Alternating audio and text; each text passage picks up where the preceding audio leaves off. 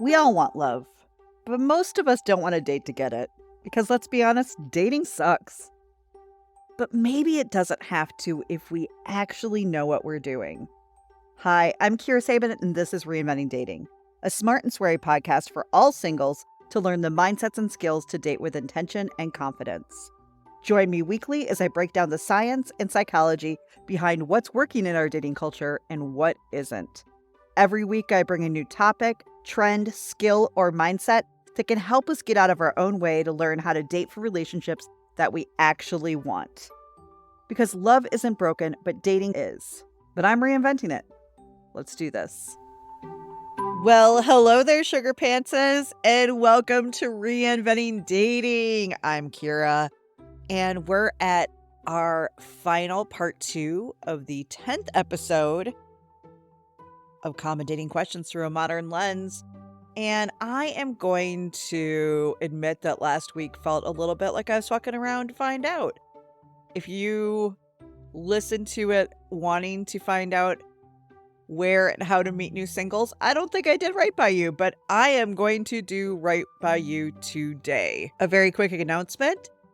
As of next week, April 3rd, my new podcast with Dr. Isabel Morley, Rom-Com Rescue, will be launching, and we'll be launching with a bang.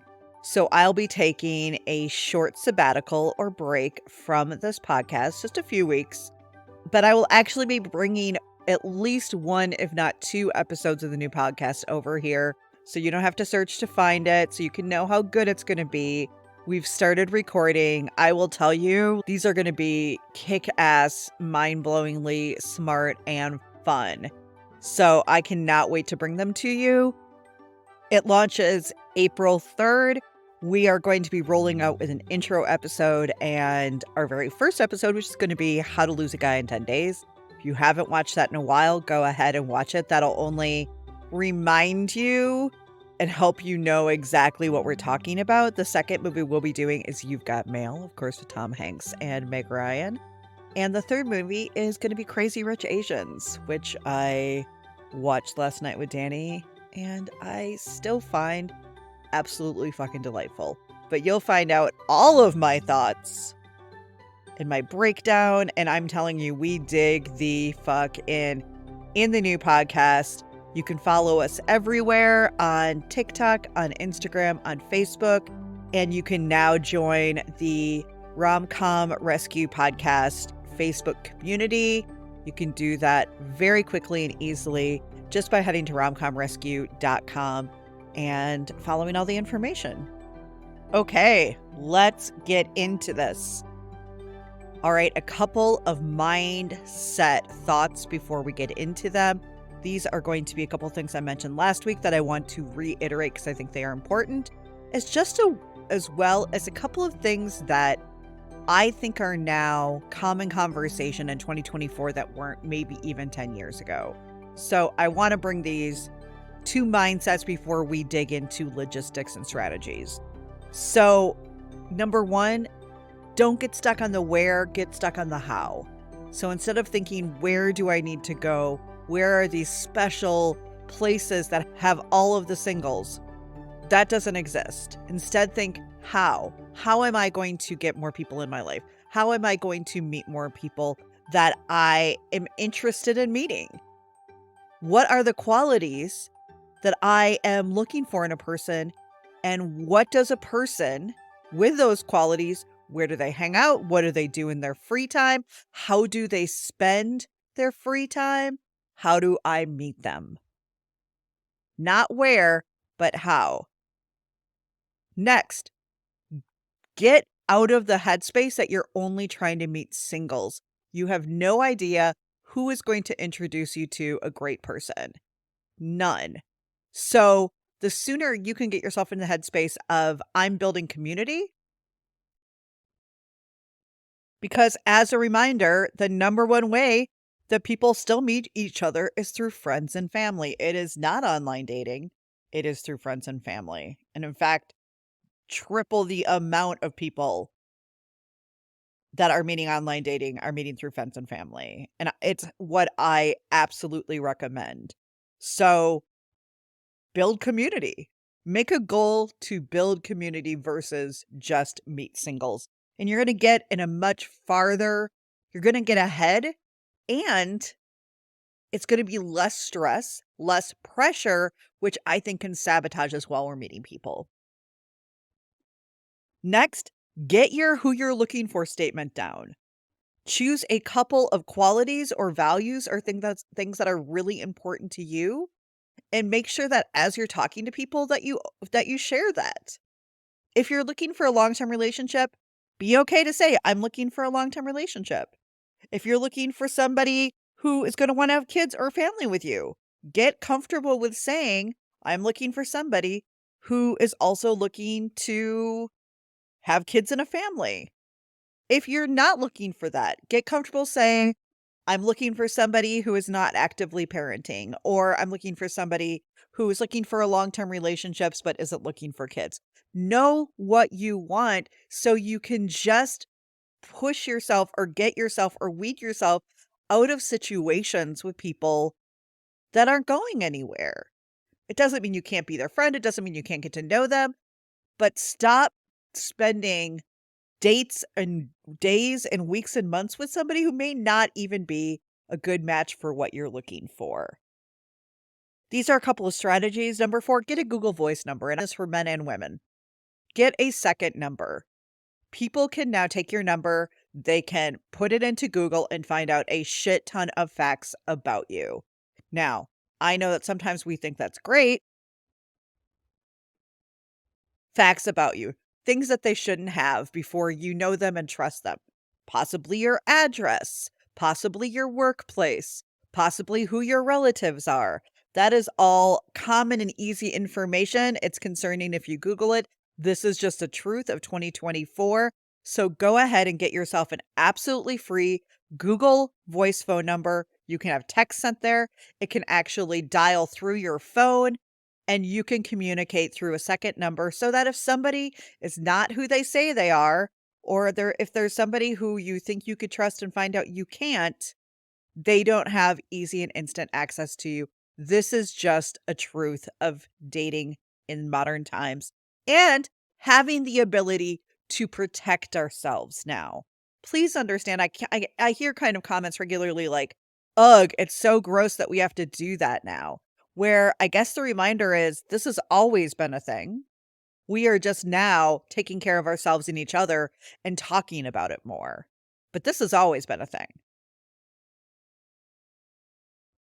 Finally, in this new world of dating, because most of us, as we mentioned, used to meet through friends, through family, your family would set you up with them or arrange that.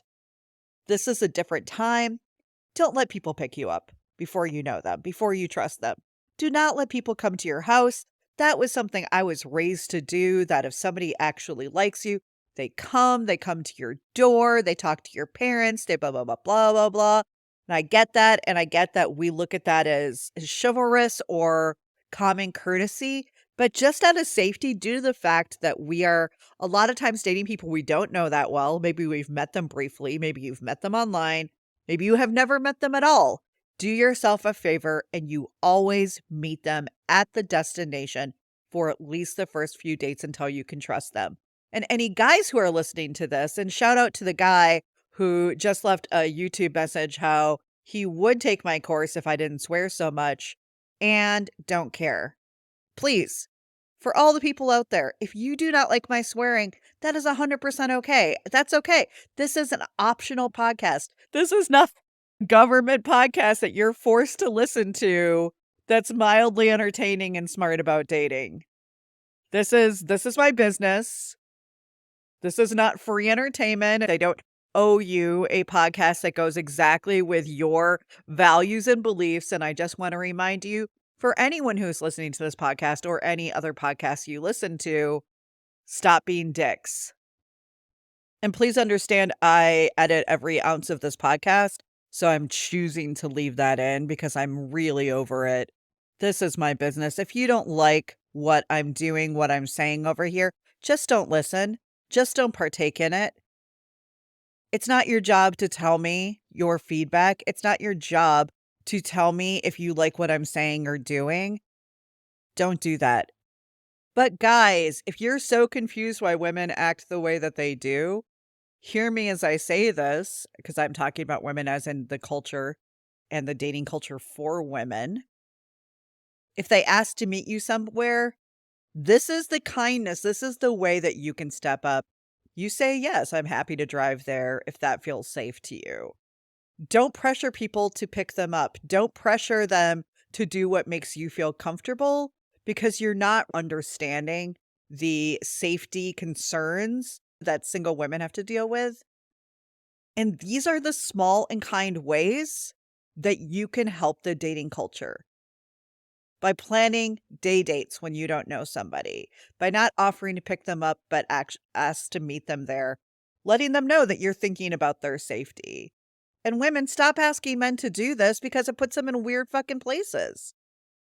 It's so weird that there's a part of us saying, "Hey, that's actually uncomfortable to me." And then there's another group of women shouting, "Well, you should do this because that's old school and chivalry." Can we just fucking stop doing that? Part of the reason this is so confusing is because we've got a lot of people holding on to old, outdated, ridiculous expectations and ideals. And then we have another group of people over here who are trying to date smartly and modernly and build something better. Be on the good side of dating history. So, as I mentioned in the last episode, I'm not going to be blowing anybody's mind here today. These are common thoughts that we talk about in new ways to meet singles. These are things that we've been around for a lot of years. I'm just bringing back ones that I think are particularly helpful, good reminders, and maybe putting a little bit of a modern perspective on and why I think they're a good idea. But I'm not bringing any new knowledge here today, I think, that anybody's gonna go, "Wow, yes, I should go there or do this thing, and that's going to be the end all be all." That's not what's happening here. So the first thing I'm gonna do is I'm actually going to tell you how to ease into this. If you have been dating significantly online, or if you have not been dating at all for a while, and all of this seems very overwhelming, all of this seems very scary, maybe you consider yourself an introvert, which is, by the way, as a reminder, how you gain your energy. It is not actually tied to shyness.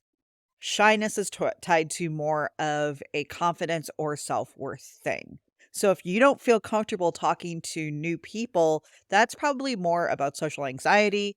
That's probably more about shyness or even some confidence stuff rather than introversion. I think that's a confusion we have a lot.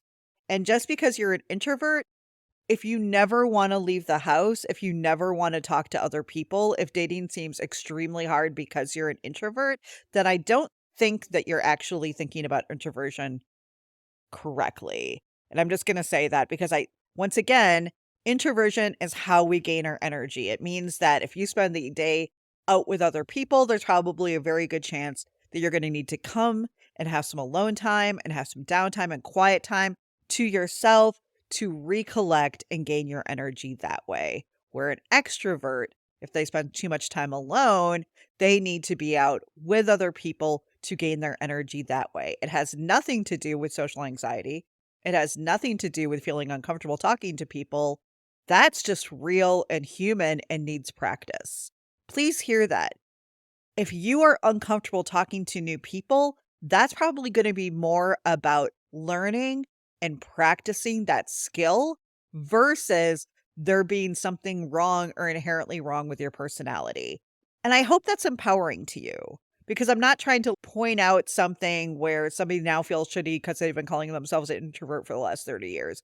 I'm just trying to point out where places that we might be tying limiting beliefs or believing things that aren't true or helpful anymore.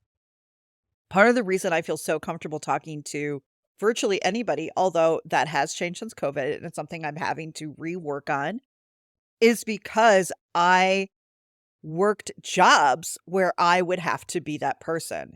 And I forced myself to do it because I was getting paid, as well as then practiced it again and again and again.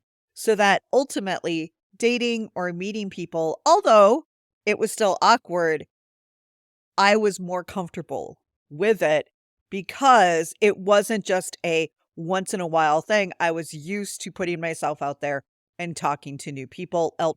So before you declare yourself broken or an introvert or too shy or too sensitive to have a relationship, do make sure that you just step back and go, are there some skills and mindsets that I can build here that could help this feel easier? That could help this maybe not feel so overwhelming? And the answer is probably, right? The answer is probably because I do this all day, every day. That's probably the answer. So, easing into this, the first tier, their goal is so if you've not been dating that much, if you've been significantly mostly online dating, what I'm going to do is I'm just going to have you ease into the world again. It's spring, but I want you to just do this thing until it feels more comfortable. Leaving your house, going places, making eye contact, and saying hello to people. That sounds so ridiculous. It sounds so silly. It sounds so like, why would I do that? But let me tell you, it is a great first step.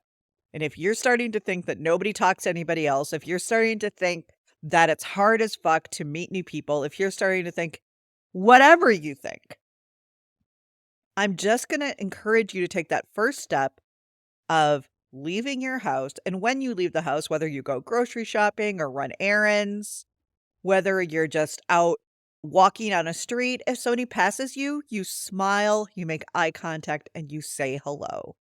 You may be really shocked and surprised at how many great conversations you get into, how many people are reciprocal in a way that you weren't expecting. And I realize that I live in the Midwest. This is pretty common practice here. It's one of the things I fucking love about the Midwest. I love that I can walk down the street and that there will be people who smile, who say hello, and who make you feel a little seen and heard, which I think is fucking important. And I think that why it can feel lonelier in some other places. And let me tell you, I don't think that Madison or the Midwest has all the things figured out by any means. It's just something that I do notice about a place that I grew up in that I do appreciate. That is the first tier. And you're just going to do that for a couple of weeks. You're going to make a goal to not order in all the time, to actually leave your house. You can do it with a friend. You don't have to be alone.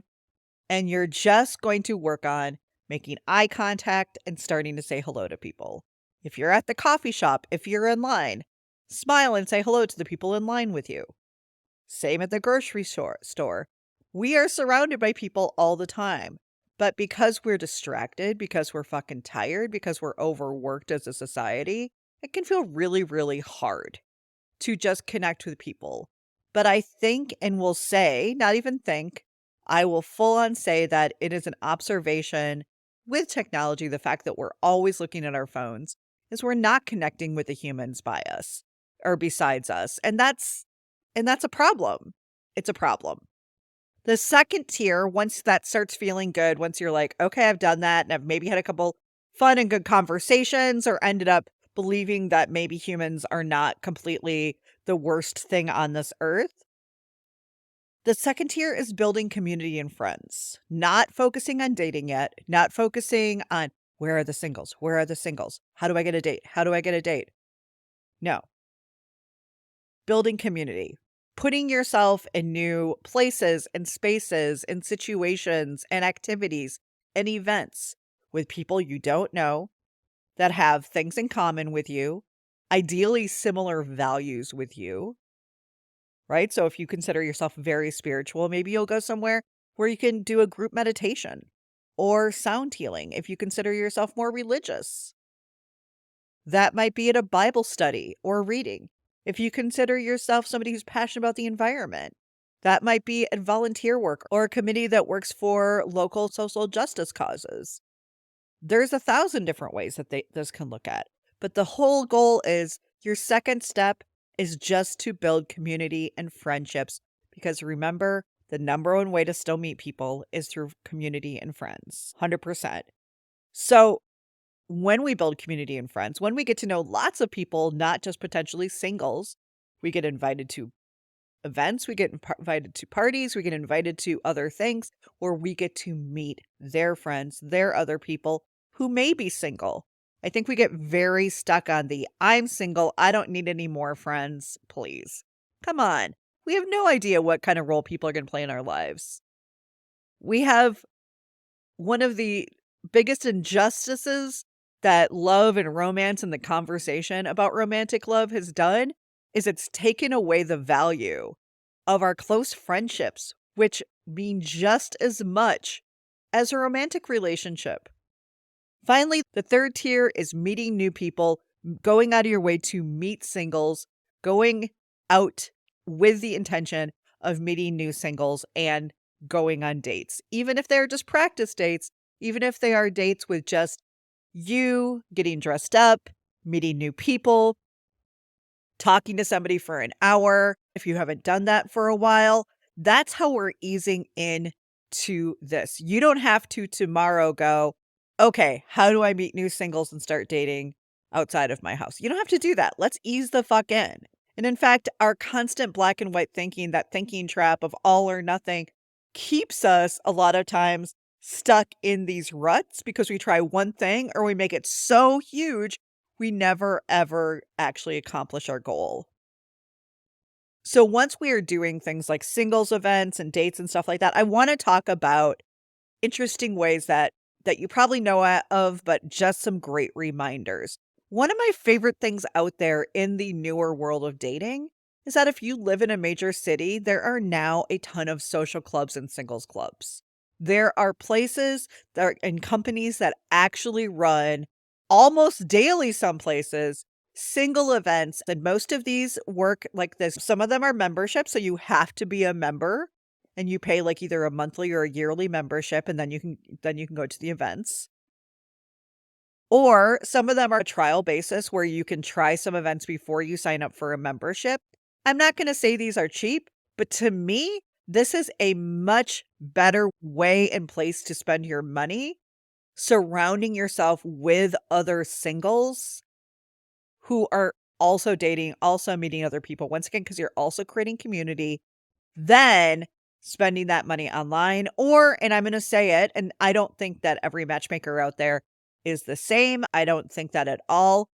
But I do get asked regularly about matchmaking or dating businesses or companies, such as It's Just Lunch or other businesses like that. Now, I hope you know that I rarely tear anybody else down on this podcast. I'm not ever really fucking try to do that. Here is what I will say: dating agencies, anybody that finds dates for you, to matchmakers, and this is just in my knowledge and experience, and I will never say this as a blanket statement to all people out there. This is the feedback I have heard from my clients over the years and some themes that I've seen that I think are a problem. Not even a problem, but just something to think about before you spend literally thousands upon thousands of dollars, because most matchmakers or dating companies like this are thousands of dollars. That's a lot of fucking money. I just want you to know I see that, I get that. So here are the questions or things you want to think about before hiring a matchmaker or hiring somebody to introduce you to available singles. Number one, just because they are on their list doesn't mean they're ready for a relationship. And I think that's the biggest thing that we need to remember is that I think that we think that somebody just being interested in a relationship and willing to spend money on that, like that's somehow pushing them forward or moving them forward in our mind to being ready. And I don't think that that's true. And I'm not saying that there's not maybe some matchmakers out there who do some great vetting on what people are looking for and their knowledge and things like that. But ultimately, I just think we do have to be aware and understand that just because somebody has spent a lot of money to be introduced to other singles doesn't mean they're ready for a relationship, doesn't mean that they are emotionally available, doesn't mean that they are healthy individuals. So just that, right? Just that. That's number one. That it just doesn't guarantee the things that I think that people think it guarantees. Number two, from what I have seen, and this is my biggest concern with this, with spending a lot of money, because I have to believe that people have probably had some success rates and things like that, or matchmaking. Matchmaking's been around forever, right? I think it's a very big part of a lot of different traditions and has been around forever. So I'm not trying to remove that from our world, but I do want to look at some of the common problems. The second thing that I see coming up is that most people just don't have the databases that they either say that they have or that we hope that they have. Maybe they don't say it at all, but that really a lot of times when people have spent this extra money, they've been disappointed because they're getting set up with people who are 10, 15 years older than them or live an hour or 2 or 3 hours away or just aren't looking for the same things or have that much in common. So it has felt like not worth their time and money because they're just not meeting the type of available and matches that they, I think, thought they were or were promised they were. That's the biggest issue I have. Not that this isn't possible, not that this doesn't work, but that rarely do any of these companies, in particular companies, have the matches that we think that they do.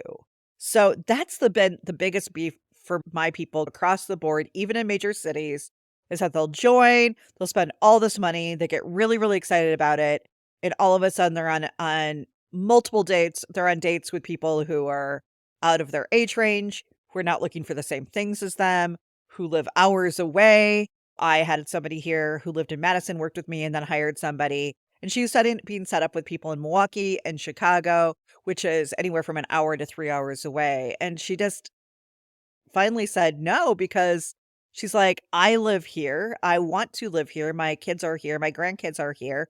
I have no interest in dating somebody an hour or more away."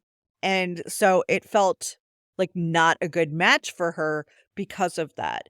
I don't know if I know the questions that you need to ask to get that information, but to me, before you spend thousands of dollars with any company for matches alone, I should say, or for dates, I would wanna know more about their database and how they vet people and what kind of space and place their people are in, not just financially, because I feel like that's a big thing with matchmakers, right? When The Millionaire Matchmaker, that was not my favorite show on any level.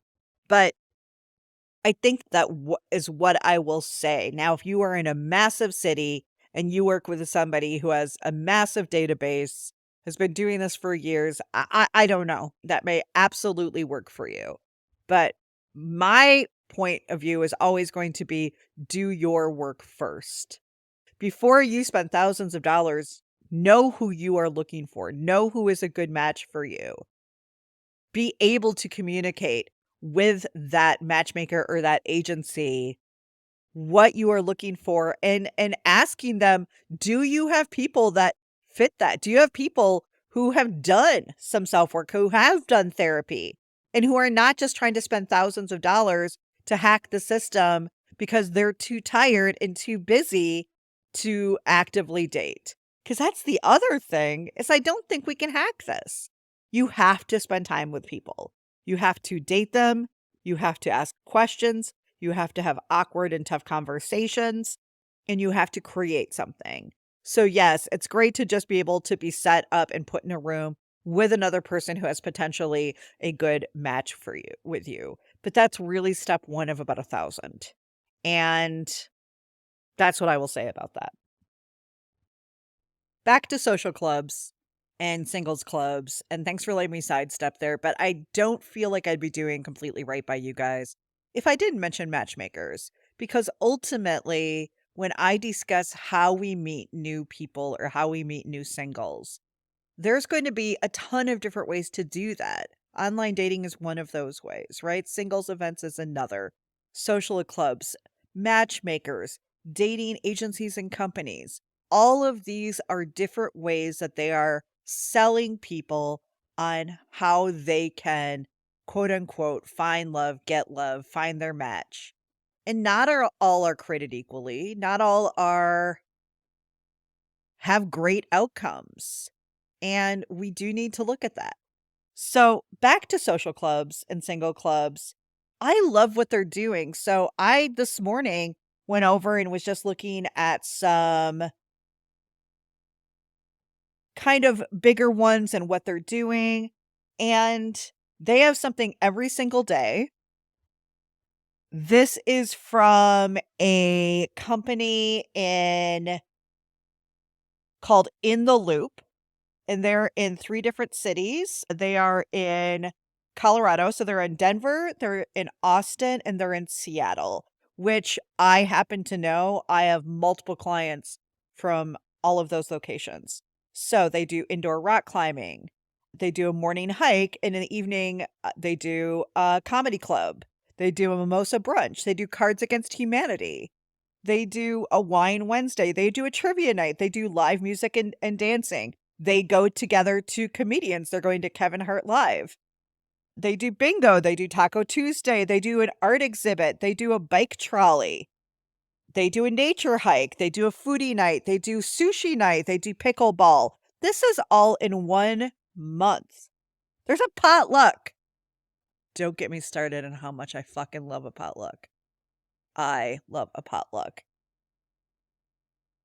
Once again, I don't think that joining any of these singles or social clubs is going to guarantee any results. But I do think how nice to have somebody else planning these events, plugging other singles into these events, and just being able to go to them, not have to worry about things, and having somebody take care of all of the work. It also, here's what I will say, and I say 1,000 times a day: activity dates. Stop getting on dates where all you do is sit across from each other and eat or drink and tell each other about yourselves.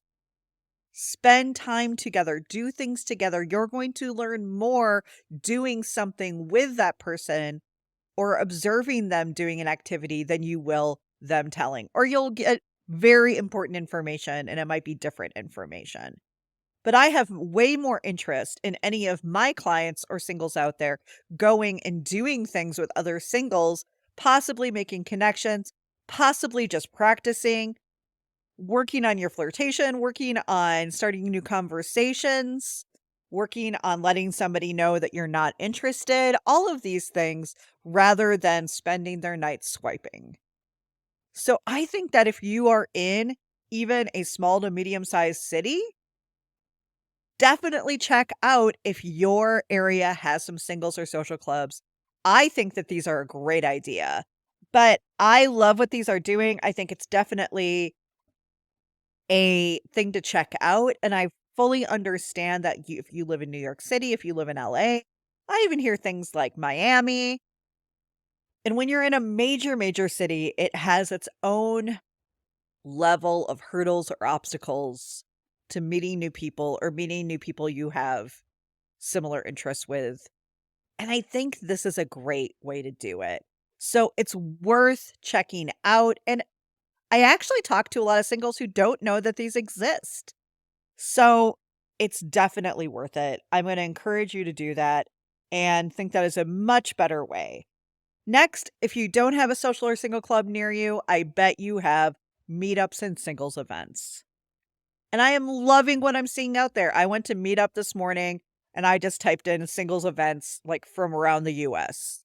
Everything from murder mystery whodunit parties where you and the other singles there help solve the mystery to, once again, bowling nights, comedy clubs, trivia nights, all of these different things. And it can feel scary.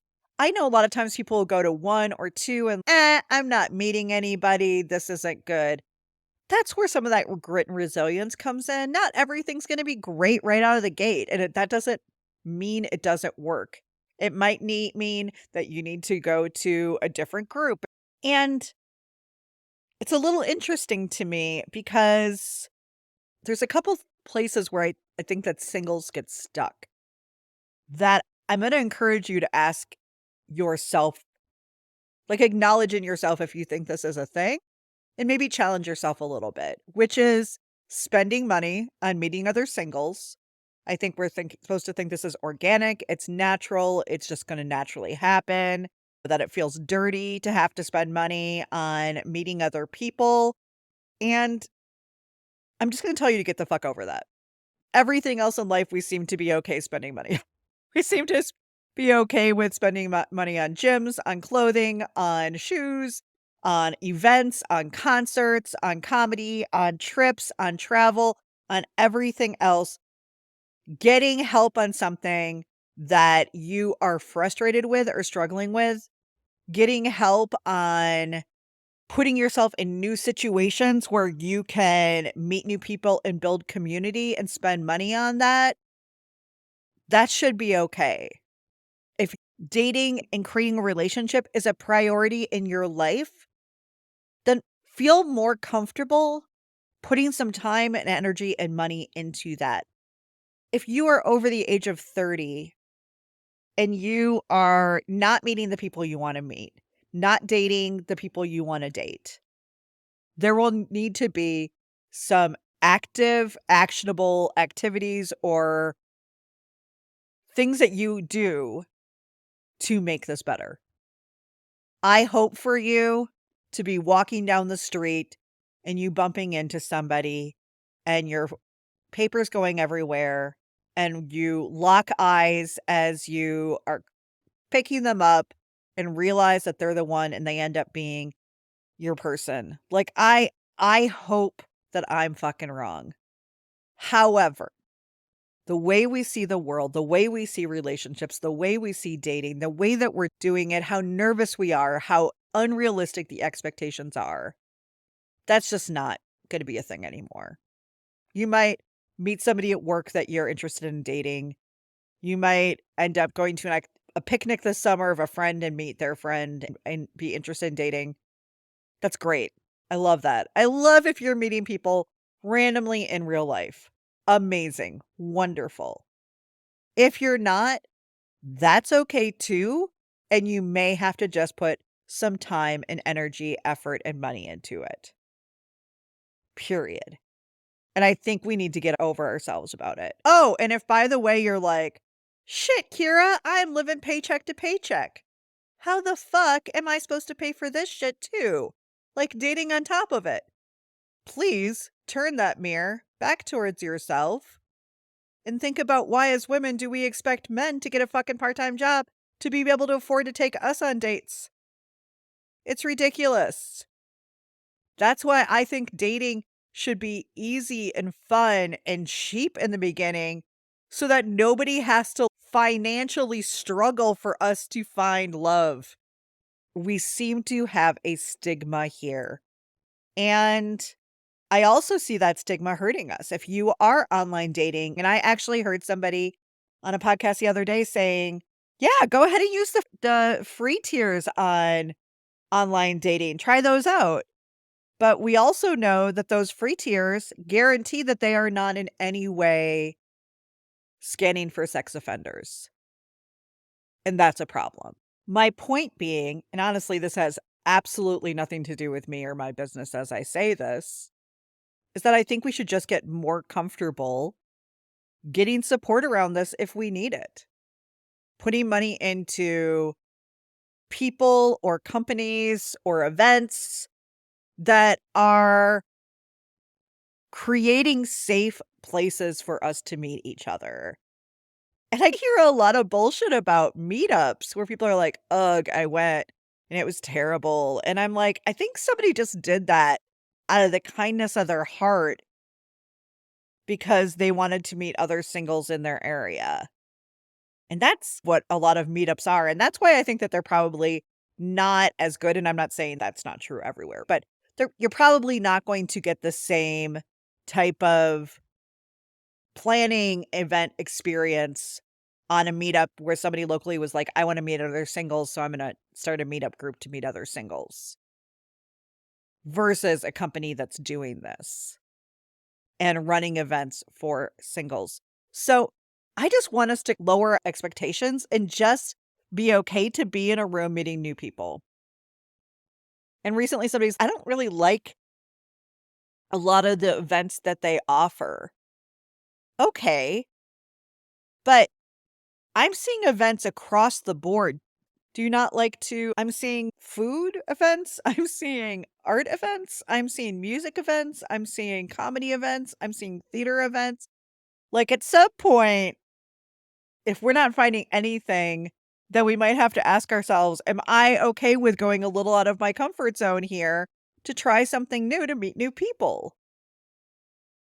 I think we just want this weird world of dating to line up perfectly for us and give us some kind of sign from the universe that, like, this is it, this is your time, this is the person, this is the thing, this is the whatever. I just don't think that happens. You're gonna meet people and not know. You're gonna sometimes choose the wrong people. And if you don't have knowledge on how to do that better, you're probably gonna keep on choosing them. But understand that going with a company who's running this versus an average person who just out of kindness is running a Facebook group or event or meetup or things like that, like, just be kind. Because I hear a general unkindness towards people who are doing this out of the kindness of their hearts. And I'm running a business. I'm not even doing shit out of the kindness of my heart. And I can tell you it's hard. So be kind.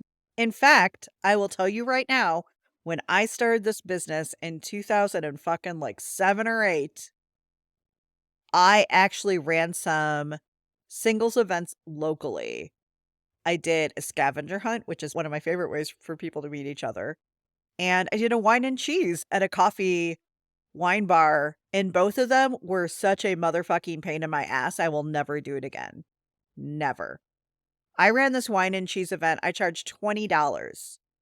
You guys, that $20 was just to cover the cheese and wine.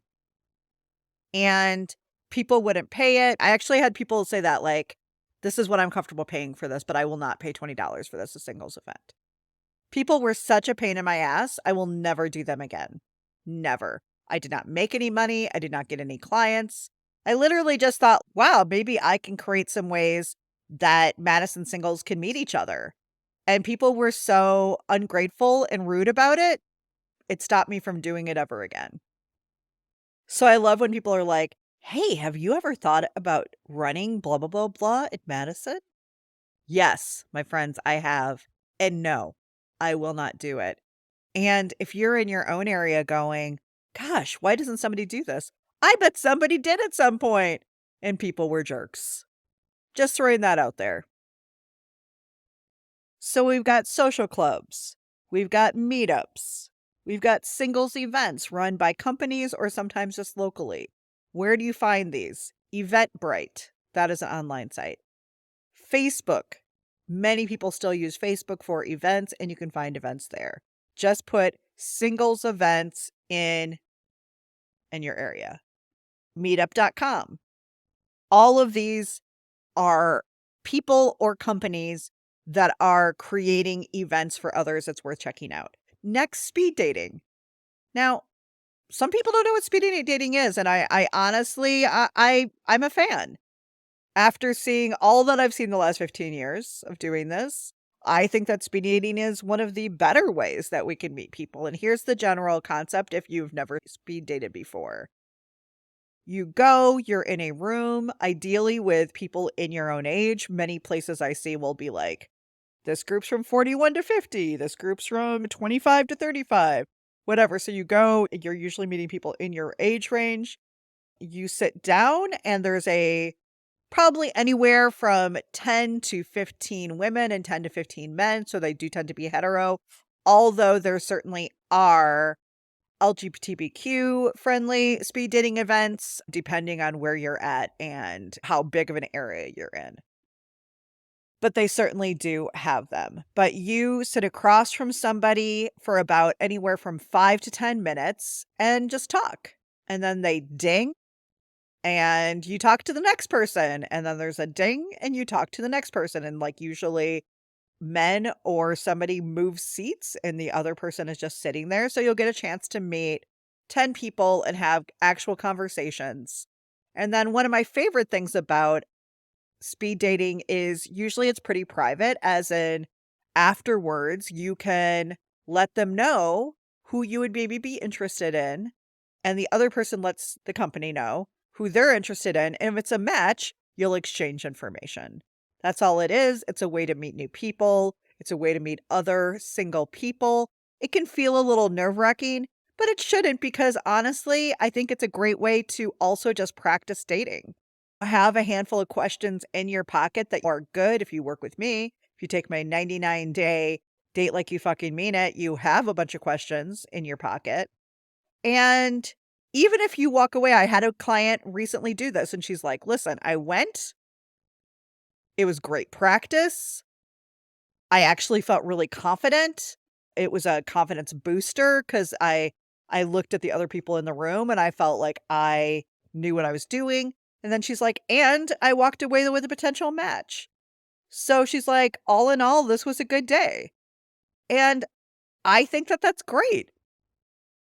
Not everything is gonna be a hit. Not everything is going to be the one. That doesn't mean that we don't still try. It doesn't mean we still don't put ourselves out there. And if you find that you're not connecting with anybody over a long period of doing this, that's when we step back and go, "What's going on?" Next. Now, this is going to make some people freak the fuck out, but stay with me. One of the things that I have been excited about that I've done myself here in Madison, personally and professionally, and that I've also heard other people doing is that if you're not seeing what you want or need in your area, do something about it. What do I mean by that? One of the things that I think women, particularly because this is mostly at this point women who listen to this podcast, but that women could be helping each other out a fuck ton more. A fuck ton more. And one of the ways I like to do that is a not for me party.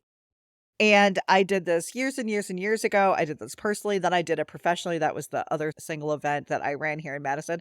I legitimately just remembered it when when I was recording this a mere 6 minutes ago, the other section, where I actually went to a local bar that I loved and made it a martini night and had even like a chocolate fountain and everything. And the concept was easy. It was a not for me party. So it was for women to bring somebody who's just not for them, maybe a brother or a cousin or somebody they dated who are now just friends with.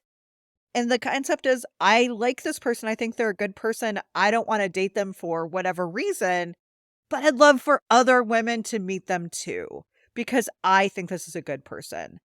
And once again, there's that stamp of approval, that seal of approval of this person, we're not saying that this person's a completely healed, perfect person, but that this is a person worth meeting and getting to know. And that can be a personal and private event just for women to help other women, right? I also know and love this, and both of them are now married and have been for years. But years and years ago, a couple of guys from the Madison area first reached out and said, "Hey, can we get on the phone with you and just run something by you and get your thoughts?" So I had met them at some local like entrepreneur events. And when I used to go to a lot more entrepreneur events, and they were also young entrepreneurs, these two guys, and they're like, "We have an idea and we want to just run it by you, see what you think and get your thoughts." And basically the idea was this. They're like, "We want to start a Facebook group for singles in the Madison area so that if we're doing something or if we're going somewhere, we can share that and other singles can join us." And they're like, "Can we do that?" And I'm like, "I don't know why not." And we talked a little bit about like how to do that well, how to make it safe, how to make it so that it feels inclusive for lots of people. And they did it. I have no idea if that group worked for them. Like I said, they are both now married and I believe have kids and living somewhere else that's probably 10 plus years ago. But I loved it. They saw a need. They saw that they were not meeting that many people and they created a situation where they could. And they reached out to their friends and their family members and said, "Hey, we're starting this group." And they did. And I don't know how it went, but I like it. I fucking like that they saw a need there and said, "We're gonna do this." And really, to me, we just have to get a little more proactive about meeting people and dating. Because the one thing I want you to take away from both of these episodes is it is not a quantity thing. There are 100 million singles in America alone. There are plenty of singles, people out there who are wanting a relationship, who are ready. I believe that is also very possible. I believe we have got stuck in how to date and how to meet each other. I believe we have gotten stuck in this place, and it's maybe not as hard of a fix as we think it is. And that's why I wanted to do this episode, for you to realize there are things, there are activities that you can be doing that can help this go better. That if you're online dating, throw some of these things in the mix. Make that one thing, but don't make that everything. If you're over online dating, a reminder to just go into Google or Facebook and start looking for events in your area, and you may be amazingly pleasantly surprised. Here's the coolest thing that I've learned, that if you feel that way, there's a very good chance that there's lots of singles that feel that way. And I'm just going to guarantee that however you're feeling, you're right. Dating is frustrating. Meeting new people is scary and a little overwhelming. All of these things are true. But here's what's also true. You can learn how to do this better. You can put yourself in good situations, safe and smart situations. And when you know who you are and what you're looking for, all of this gets a shit ton easier. All right, guys, that's it for today. What did you learn? If you liked this, if you loved it, please make sure you subscribe. Come check out reinventingdating.com. And one huge favor, please share this with the other singles that you know, so we can all reinvent dating together. Because when we know what love is, when we know our mindsets, when we understand how we work, we understand the skills, we can get in better relationships, period. Until then, don't forget to meet love halfway.